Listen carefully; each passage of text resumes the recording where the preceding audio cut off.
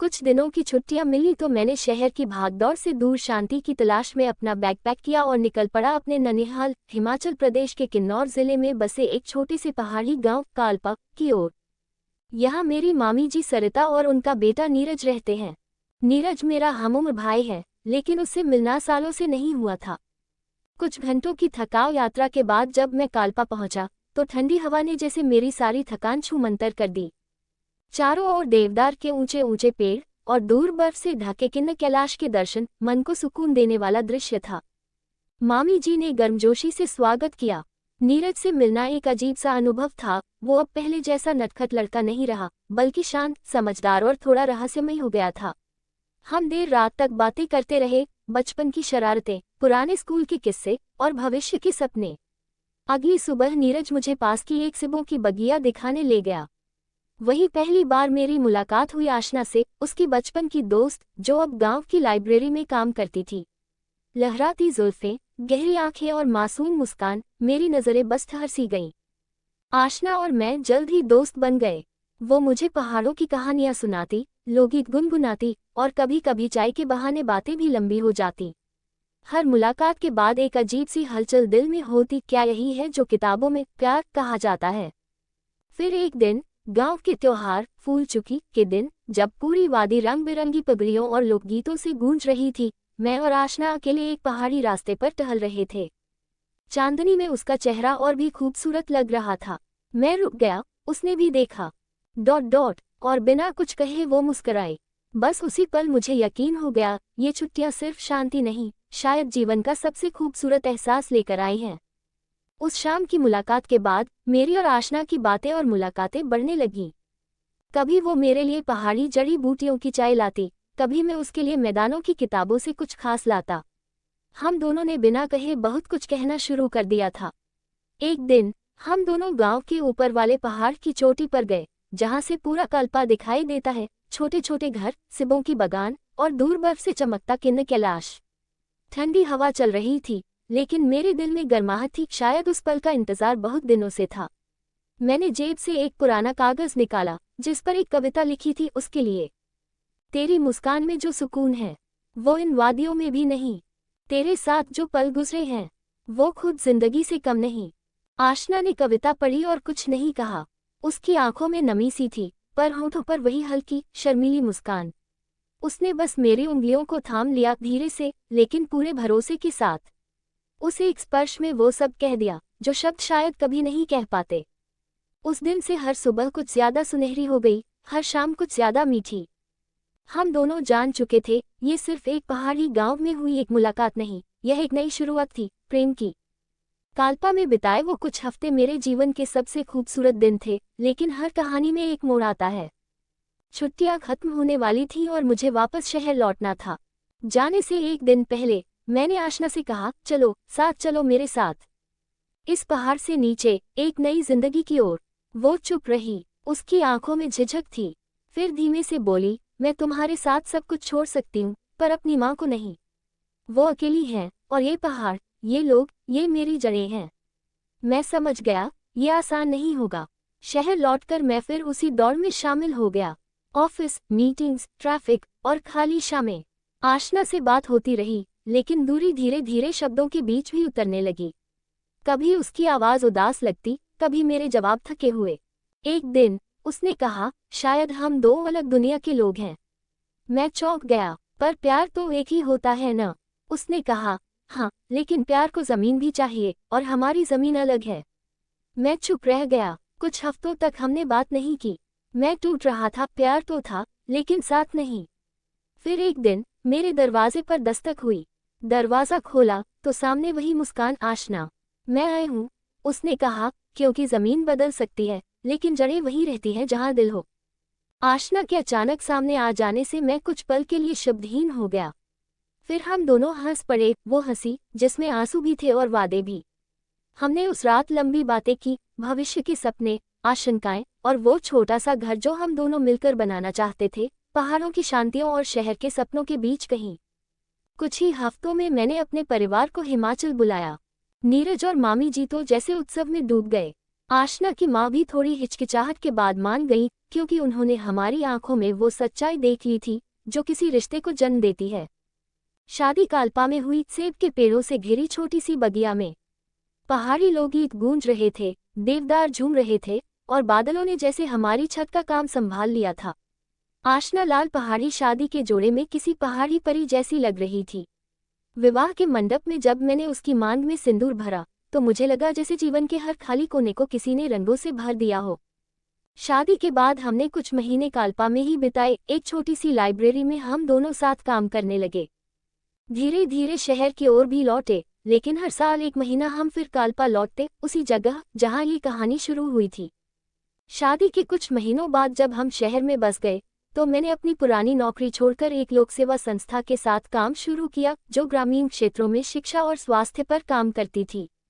आशना भी साथ थी। उसने शहर की लाइब्रेरी में काम पाने के बजाय स्लम बस्तियों में बच्चों को पढ़ाना शुरू कर दिया। हम दोनों अपने अपने तरीके से समाज में बदलाव लाना चाहते थे, लेकिन बदलाव कभी आसान नहीं होता। एक दिन हमें पता चला कि शहर की सीमा से लगे एक आदिवासी गांव को सड़क निर्माण के लिए हटाया जा रहा है। सरकार कह रही थी कि विकास के लिए जरूरी है, लेकिन वहां के लोगों के लिए वो जमीन सिर्फ मिट्टी नहीं थी, वो उनकी पहचान थी। हमने विरोध किया, याचिका दायर की, पत्रकारों को बुलाया, सोशल मीडिया पर अभियान चलाया। कुछ लोगों ने सराहा, लेकिन बहुतों को हमारा अधिक बोलना खल गया। मुझ पर दबाव बढ़ने लगा, काम से निकालने की धमकी, फोन पर धमकियां, यहाँ तक कि एक रात हमारे घर की खिड़की पर पत्थर फेंके गए। आशना डरी नहीं। उसने कहा, हमने जिस प्यार को इतनी मुश्किलों से पाया है, अब अगर उस प्यार को समाज के लिए नहीं जी पाए तो क्या फायदा। हमने हार नहीं मानी और आखिरकार कई महीनों की लड़ाई के बाद वह गांव बसाया गया, एक नई जगह पर, वह उनकी संस्कृति, मंदिर और अधिकारों को सुरक्षित रखते हुए। उस जीत के दिन जब हम गांव के बच्चों के साथ गीत गा रहे थे, मैंने आशना को देखा। वो मुस्कुरा रही थी, थकी हुई लेकिन संतुष्ट, और मुझे समझ आया, हमारा प्रेम अब सिर्फ हमारा नहीं रहा, वो अब एक आंदोलन बन चुका था, एक प्रेरणा। गांव की जीत के बाद हम जैसे एक नए उत्साह से भर गए थे। जिंदगी फिर से अपनी रफ्तार पकड़ रही थी, लेकिन अब हर दिन एक नए अर्थ के साथ जीते थे। और तभी एक सुबह आशना ने मेरे हाथ में रिपोर्ट थमाई, संतान की रिपोर्ट। मैं कुछ पल तक उसे देखता रह गया, फिर उसकी आंखों में देखा जहां एक नन्हा ब्रह्मांड पल रहा था। आने वाले 9 महीने जैसे एक नई यात्रा बन गए, एक उम्मीद, एक तैयारी और कभी कभी अनकहा डर भी। हमने घर में एक छोटा सा कमरा सजाया, जिसकी दीवारों पर पहाड़ों की तस्वीरें थीं, लोक कथाओं की पेंटिंग्स और खिड़की से आती धूप जो हर सुबह कमरे को सुनहरा कर देती। आशना अब पहले से ज्यादा शांत हो गई थी, लेकिन उसकी आंखों में एक गहराई आ गई थी, जैसे हर स्त्री में उस समय आती है जब वो माँ बनने वाली होती है। और फिर एक सर्द सुबह, जब किन्न कैलाश बर्फ से ढका था, हमारे जीवन में अनया आए, छोटी सी गर्म हथेलियों वाली, और वो मुस्कान जैसे सारी दुनिया उसे एक चेहरे में समा गई हो। जब मैंने पहली बार उसे गोद में लिया तो लगा जैसे मेरे भीतर कुछ स्थायी बदल गया हो। अब हम सिर्फ प्रेमी या साथी नहीं थे, हम माता पिता बन चुके थे। अब हमारे पास एक और कारण था दुनिया को बेहतर बनाने का। अनया के साथ जिंदगी एक नई दिशा में बहने लगी, जहां हर संघर्ष अब केवल हमारा नहीं, उसकी आने वाली दुनिया के लिए था। अनया के जन्म के बाद हमारे जीवन में एक नई ऊर्जा आ गई थी।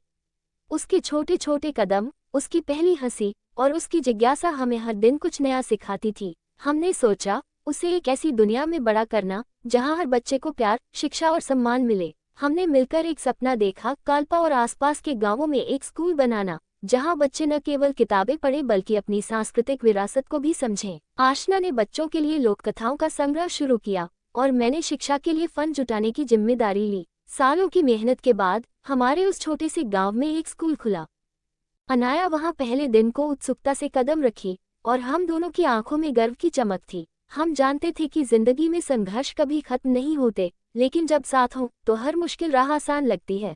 काल्पा की घाटी में हमारा छोटा सा परिवार, हमारे सपने और हमारी प्रेम कहानी अब एक नई पीढ़ी को रोशनी दिखा रही थी। 1 साल बाद जब स्कूल ने पहली बार अपना वार्षिक सांस्कृतिक समारोह आयोजित किया, पूरा गांव उत्साह से उमड़ पड़ा। बच्चे लोकगीत गा रहे थे, नृत्य कर रहे थे और उनकी मासूमियत में सच्चाई झलक रही थी। अनाया ने उस दिन एक नाटक में मुख्य भूमिका निभाई, एक छोटी सी लड़की की जो अपने गांव और संस्कृति को बचाने के लिए लड़ती है। जब उसने मंच पर आखिरी पंक्ति कही, हमारा घर हमारी शान है, तो पूरा हॉल तालियों से गूंज उठा। उस वक्त मैं और आशना एक दूसरे को देखकर मुस्कुराए। ये वो पल था जब हमारे सारे संघर्ष, हमारे सपने और हमारी मेहनत एक खूबसूरत हकीकत बन गए थे। गांव के मुखिया ने समारोह के बाद हमें बुलाया और कहा, तुम दोनों ने सिर्फ अपने परिवार को नहीं, पूरे गांव को एक नई दिशा दी है। इस स्कूल ने हमें फिर से जोड़ा है, यहाँ के बच्चे अब अपनी जड़ों से जुड़े हैं। उस दिन, उस समारोह में हम सब ने महसूस किया, जब प्यार, संघर्ष और उम्मीद साथ हों तो कोई भी मंजिल दूर नहीं होती। समय बीतता गया, अनाया बड़ी होने लगी। स्कूल में उसकी रुचि सिर्फ पढ़ाई तक सीमित नहीं थी, वह गांव के बच्चों के लिए भी प्रेरणा बन गई थी। उसने अपने माता पिता के कदमों पर चलने का फैसला किया, अपने गांव और आसपास के इलाकों में शिक्षा और संस्कृति को बढ़ावा देना। एक दिन अनाया ने हमें बताया कि वह शहर के बाहर एक बड़े विश्वविद्यालय में पढ़ाई करना चाहती है। हम दोनों को गर्व तो हुआ, लेकिन साथ ही एक अलग सा डर भी हुआ, क्या हमारी बेटी अपने सपनों को पूरा कर पाएगी? क्या हम उसे इस दुनिया की चुनौतियों से बचा पाएंगे? हमने उसे पूरी हिम्मत और समर्थन दिया। आशना ने उसे लोक कथाओं, संस्कृति और जड़ों से जुड़ी कहानियां सुनाई, जबकि मैंने उसे यह सिखाया कि जमाना चाहे जैसा हो, अपने विश्वासों से कभी न डगमगाना। जब अनाया अपने नए सफर पर निकली, तो गांव की सभी महिलाएं, बच्चे और बुजुर्ग वहां इकट्ठा हुए, यहाँ तक कि वो लोग भी जो कभी हमारे संघर्ष को समझने में कतराते थे। उस दिन पूरा गांव गर्व से चमक रहा था। हम जानते थे कि आगे भी कई लड़ाइयां लड़नी है, शिक्षा का प्रचार प्रसार, संस्कृति का संरक्षण और नए दौर की चुनौतियों का सामना। लेकिन हमारे दिलों में जो प्यार और विश्वास था, वह हर मुश्किल को आसान बना देता। अनाया जब पहली बार बड़े शहर के विश्वविद्यालय पहुंची, तो उसे वहां की भीड़-भाड़, तेज रफ्तार जिंदगी और विभिन्न संस्कृतियों के बीच खुद को ढालना आसान नहीं लगा। लेकिन उसका दिल अपनी जड़ों से इतना जुड़ा था कि हर मुश्किल का सामना उसने धैर्य और आत्मविश्वास से किया। विश्वविद्यालय में उसने सामाजिक कार्यों की पढ़ाई शुरू की और जल्दी ही वहां के कई छात्र छात्राओं के बीच अपनी खास जगह बना ली। उसने अपने गांव की कहानियां, संस्कृति और संघर्ष सबके सामने रखे, जिससे कई लोग प्रेरित हुए। वहीं वहां उसकी मुलाकात हुई एक युवा प्रोफेसर अदिति से, जो समाज में बदलाव लाने के लिए लगातार काम कर रही थी। अदिति ने अनाया को एक बड़े सामाजिक अभियान में शामिल होने का मौका दिया, जो देश भर के ग्रामीण इलाकों में महिलाओं की शिक्षा और स्वास्थ्य के लिए काम करता था।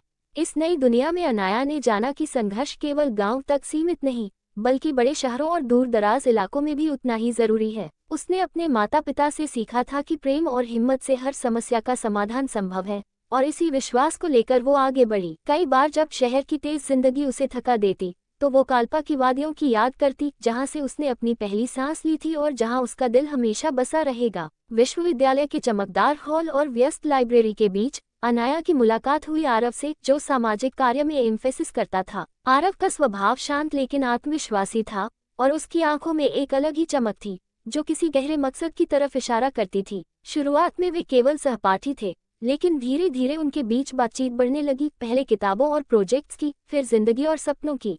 आरव ने अनाया को शहर के उन हिस्सों से मिलवाया जहां विकास की गूंज अभी तक कम थी, और अनाया ने आरव को पहाड़ों की कहानियां सुनाई, जहां हर पत्थर में इतिहास छुपा था। एक दिन विश्वविद्यालय के कैंपस के पास एक सामाजिक जागरूकता कार्यक्रम में, जब अनाया मंच पर अपने अनुभव साझा कर रही थी, आरव ने उसकी आंखों में झांक कर कहा, तुम्हारे सपनों में जो आग है, वह मुझे भी जलाती है। उनकी दोस्ती ने प्यार का रंग लेना शुरू कर दिया। फिर एक ठंडी शाम, जब बारिश की बूंदें टपक रही थीं और विश्वविद्यालय के बगीचे में वे दोनों अकेले थे, आरव ने धीरे से अनाया का हाथ थामा। उनकी नजरें मिली और एक नई कहानी शुरू हुई, जो सिर्फ किताबों की नहीं, बल्कि दिलों की थी। अनाया ने महसूस किया कि यह प्यार न केवल उसका सहारा बन सकता है, बल्कि उसके सामाजिक अभियान में भी एक नई ताकत। दोनों ने मिलकर सोचा, प्यार और काम दोनों साथ साथ।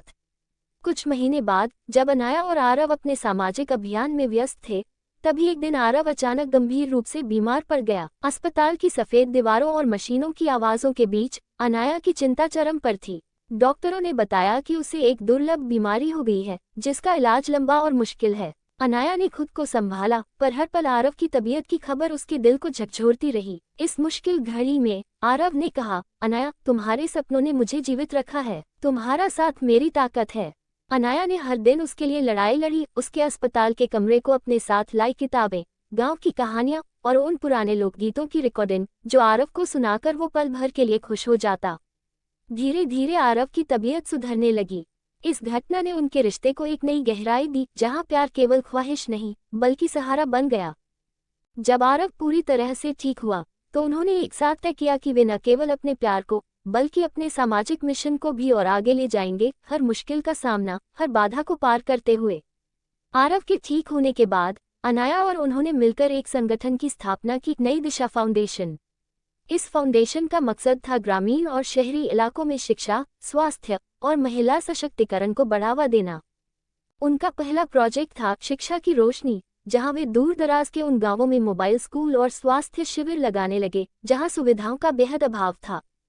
उनकी मेहनत और लगन की वजह से कई गांवों के लोग जागरूक हुए। उन्होंने स्थानीय लोगों को भी प्रोजेक्ट में शामिल किया ताकि बदलाव स्थायी और असरदार हो सके। फाउंडेशन की सफलता की खबर धीरे धीरे शहर के बड़े मीडिया हाउस तक पहुंची। एक दिन उन्हें एक राष्ट्रीय पुरस्कार भी मिला जिसने उनके काम को नई पहचान दी। उनके इस सामाजिक अभियान ने न केवल अनाया और आरव के रिश्ते को और मजबूत किया बल्कि उनके गांव कालपा और आसपास के इलाकों की जिंदगी में भी सकारात्मक बदलाव लाया। कुछ सालों की कामयाबी के बाद जब नई दिशा फाउंडेशन पूरे क्षेत्र में अपनी पैठ बना चुका था, तभी एक बड़ा संकट आ गया। अचानक सरकार की ओर से एक नई योजना आई, एक बड़े औद्योगिक प्रोजेक्ट के लिए कालपा के आसपास की जमीन अधिग्रहण करने की। ये योजना रोजगार और विकास के नाम पर लाई गई थी, लेकिन इसका सीधा असर वहां के ग्रामीणों और किसानों की जमीन पर पड़ने वाला था। कई परिवारों को अपना घर और खेती छोड़नी पड़ सकती थी। अनाया और आरव ने इस खबर को गंभीरता से लिया। उनका मानना था कि विकास जरूरी है, पर वह तब तक सही है जब तक वे लोगों के अधिकारों का सम्मान किया जाए। उन्होंने ग्रामीणों के साथ मिलकर विरोध शुरू किया, याचिकाएं दायर की, जनजागरण अभियान चलाया और मीडिया को भी इस मुद्दे पर लाने की कोशिश की। लेकिन इस बार विरोध बहुत बड़ा और ताकतवर था। कई बार उन्हें धमकियां मिली, उनके फाउंडेशन के काम में भी बाधाएं आईं। उनके बीच भी तनाव बढ़ने लगा। आरव का कहना था कि हमें समझौता करना चाहिए ताकि कुछ बचाया जा सके, जबकि अनाया पूरी तरह से लोगों के अधिकारों की लड़ाई पर अड़ी हुई थी। लेकिन अपने प्यार और विश्वास की ताकत से वे बीच का रास्ता निकालने में कामयाब हुए। उन्होंने सरकार और उद्योगपतियों के साथ संवाद स्थापित किया और एक ऐसा समझौता किया जिसमें लोगों को उचित मुआवजा, पुनर्वास और उनकी सांस्कृतिक पहचान की सुरक्षा मिली। ये लड़ाई आसान नहीं थी, लेकिन इसने अनाया और आरव को सिखाया कि सामाजिक बदलाव के लिए धैर्य, समझदारी और प्यार दोनों जरूरी हैं। समझौते के बाद कालपा और आसपास के गांवों में एक नई ऊर्जा फैल गई। लोग फिर से अपने जीवन में उम्मीद देखने लगे थे। अनाया और आरव ने मिलकर पुनर्वास के लिए विशेष योजनाएं बनाई, जहां लोगों को न केवल बेहतर मकान मिले बल्कि उनके बच्चों के लिए बेहतर स्कूल, स्वास्थ्य सुविधाएं और रोजगार के अवसर भी उपलब्ध कराए गए। नई दिशा फाउंडेशन ने अब विकास और संस्कृति के बीच संतुलन बनाए रखने का मॉडल तैयार किया, जिसे दूसरे इलाकों में भी अपनाया जाने लगा। एक साल बाद कालपा में एक बड़ा उत्सव मनाया गया, सांस्कृतिक मेल, जिसमें दूर दराज के लोग, युवा और बुजुर्ग सभी शामिल हुए। इस मेल में लोकगीत, नृत्य और हस्तशिल्प की प्रदर्शनी हुई और साथ ही सामाजिक विकास की कहानियां भी साझा की गईं। उसी दिन अनाया और आरव ने अपने परिवार और गांव वालों के बीच एक छोटा समारोह किया, जहां उन्होंने अपनी बेटी अनया को एक नई जिम्मेदारी सौंपा। अनया अब फाउंडेशन की अगली पीढ़ी के लिए प्रेरणा बन चुकी थी, जो अपने माता पिता के सपनों को और भी ऊंचाइयों तक ले जाना चाहती थी। हमेशा की तरह उस शाम जब सूरज पहाड़ों के पीछे छुप रहा था, हम सबने महसूस किया कि यह केवल एक नई शुरुआत है, जहां प्यार, संघर्ष और उम्मीद साथ मिलकर एक बेहतर भविष्य की नींव रख रहे हैं। सांस्कृतिक मेले की रौनक और खुशियों के बीच जब सभी लोग अपने अपने परिवारों के साथ खुश थे, तो अनाया और आरव एक छोटे से पहाड़ी किनारे पर बैठे थे। वहां से सूरज की आखिरी किरणें घाटी को सुनहरा रंग दे रही थी। आरव ने अनाया का हाथ धीरे से थामा और कहा, तुम्हारे साथ ही सफर, हर संघर्ष और हर खुशी मेरे जीवन की सबसे खूबसूरत कहानी है। अनाया ने मुस्कुराकर जवाब दिया, और तुम्हारे साथ हर कदम पर चलना मुझे बताता है कि प्यार ही असली ताकत है जो हमें आगे बढ़ने देती है। उन्होंने एक दूसरे की आंखों में देखा, जहां वर्षों की मेहनत, संघर्ष और सपनों का समंदर समाया था। उस पल ऐसा लगा जैसे समय रुक गया हो और सिर्फ उनका प्यार ही वहां मौजूद हो। आरव ने एक छोटा सा बॉक्स निकाला, एक सादी सी अंगूठी जो पहाड़ों की मिट्टी से बनी थी और जो उनकी जड़ों की पहचान थी। उसने कहा, क्या तुम मेरे साथ इस जीवन के हर नए सफर पर चलोगी? हर खुशी, हर चुनौती, हर सपना साथ में। अनाया की आंखों में आंसू थे खुशी के। उसने धीरे से कहा, हाँ, हमेशा। फिर उन्होंने घाटी की उस ठंडी हवा में एक दूसरे को गले लगाया, जहां प्रेम का गीत पहाड़ों की चुप्पी को भी मधुर बना रहा था। और इस तरह अनाया और आरव की कहानी ने एक नया अध्याय शुरू किया, एक ऐसा अध्याय जो केवल उनके लिए नहीं बल्कि उनके पूरे समुदाय के लिए प्रेरणा बन गया। जब दिलों में सच्चा प्यार हो और जमाने की हर बाधा के बावजूद हिम्मत न हारो तो कोई भी मंजिल दूर नहीं होती। प्रेम सिर्फ दो लोगों का रिश्ता नहीं बल्कि एक ऐसी ऊर्जा है जो समाज को बदल सकती है और भविष्य को उज्जवल बना सकती है। अनाया और आरव ने ये दिखाया कि संघर्षों के बीच भी जब साथ हो तो हर राह आसान हो जाती है। ये कहानी हमें सिखाती है कि प्यार, समर्पण और धैर्य से हम न केवल अपने सपनों को पूरा कर सकते हैं बल्कि एक बेहतर दुनिया भी बना सकते हैं। निर्णय कंक्लूजन। अनाया और आरव की कहानी हमें ये सिखाती है कि सच्चा प्यार और दृढ़ता किसी भी कठिनाई को पार कर सकते हैं। उनके संघर्षों और सामाजिक कार्यों ने न केवल उनके परिवार को बल्कि पूरे समुदाय को एक नई दिशा दी। उन्होंने ये साबित किया कि जब हम अपने रिश्तों को मजबूत करते हैं और समाज के लिए काम करते हैं तो हर चुनौती अवसर में बदल जाती है। उनका प्रेम, धैर्य और समर्पण हम सबके लिए प्रेरणा का स्रोत है। सारांश समरी। एक छोटे से पहाड़ी गांव काल्पा से शुरू हुई अनाया की कहानी, जिसने अपने माता पिता की तरह शिक्षा और सामाजिक बदलाव का संकल्प लिया। विश्वविद्यालय में आरव से मुलाकात के बाद उनका रिश्ता गहरा हुआ और साथ में उन्होंने नई दिशा फाउंडेशन की स्थापना की। उनका सामाजिक अभियान शिक्षा, स्वास्थ्य और महिला सशक्तिकरण पर केंद्रित था। कई बाधाओं और चुनौतियों के बावजूद वे अपने लक्ष्य के प्रति वफादार रहे। सरकारी औद्योगिक योजना के विरोध से लेकर पुनर्वास और सांस्कृतिक संरक्षण तक उनकी मेहनत ने गांव और आसपास के इलाकों को नई उम्मीद दी। अंत में उनका प्रेम और साझेदारी न केवल व्यक्तिगत खुशी लेकर आई बल्कि पूरे समाज के लिए भी प्रेरणा बन गई। अगर आपको ये प्रेम, संघर्ष और समाज सेवा से भरी कहानी पसंद आए हो तो इसे लाइक, शेयर और कमेंट जरूर करें और ऐसे ही दिल छू लेने वाले किस्सों के लिए सब्सक्राइब करना न भूलें। आपका समय देने के लिए धन्यवाद। हम फिर मिलेंगे एक नई कहानी, एक नई प्रेरणा के साथ।